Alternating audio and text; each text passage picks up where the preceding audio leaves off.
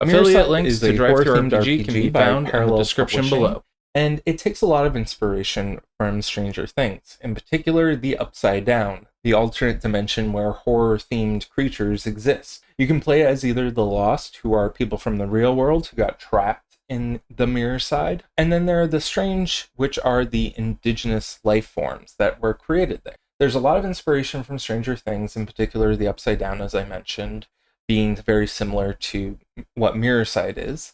And then we have other inspirations such as American Horror Story, Silent Hill, and Nightmare on Elm Street, to name a few. The dice pool is made up of your attribute die plus your skill die.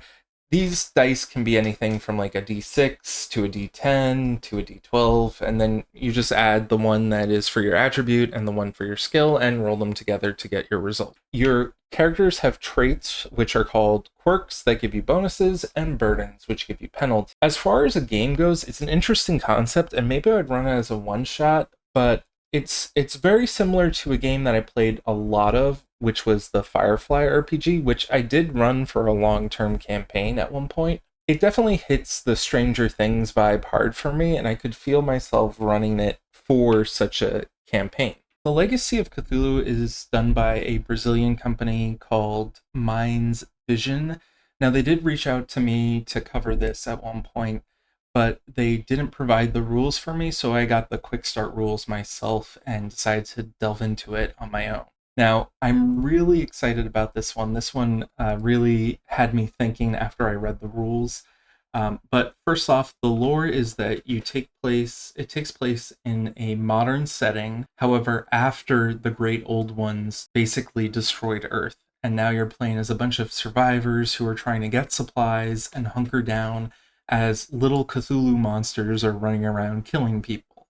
The mechanics are very simple. You roll 1d10 plus your attribute, and then plus 2 if you're proficient in it. The gameplay includes rules for moving about a hex map in search of new supplies and establishing shelter, and it even has rules for how to deal with the hordes of eldritch horrors trying to attack your shelter, which I found amazing. It was something that really made me feel like it was a survival game as opposed to just another Call of Cthulhu knockoff or something, which it definitely isn't. The system includes a bunch of random tables as well, which facilitate GM-less and solo play, depending on if you have multiple players or not. The rating I give it is I'd run it and I would play it because the system is very simple to learn, but it's complex enough that I think it could really do an interesting game.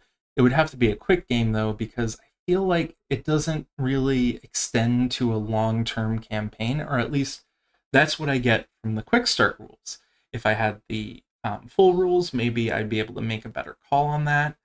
But so far, I'd really like to give it a shot. I might even try and play it myself after this video goes up. LOG is a solo RPG by MDO Design, and it is the only game that they've produced, but it came out in October of 2023. It uses the Ironsworn system, which is under Creative Commons license. It's a solo RPG system. Lore-wise, you play as a vampire, and stop me if you heard this, but you are an undead vampire creature that feasts on the blood of the living, and you can create other vampires by feeding them your own blood. There is a masquerade called the Facade, which protects vampires from being discovered by humans.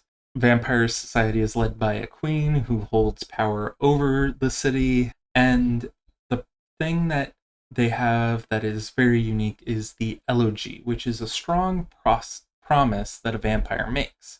Mechanics-wise, you roll 2d10s, and if both die are above your stat plus a bonus value, then you fail the roll. If you get only one of them above your stat, then it is called a weak hit, which means that things progress, but there's a complication.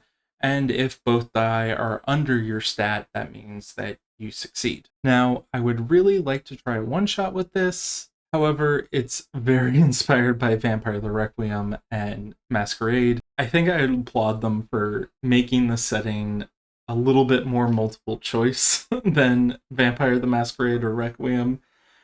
So you can actually choose various aspects of the setting. For instance, you can choose what the origin of vampirism is in the setting. You can also choose how vampires deal with technology. So maybe they ban technology, maybe they embrace technology. It has a lot of tables that you can roll on for determining what happens in the game, including what is known as an oracle, which is sort of the automated GM that you have for these types of solo games. I definitely try one shot of this, but I don't think I could run a full game on it.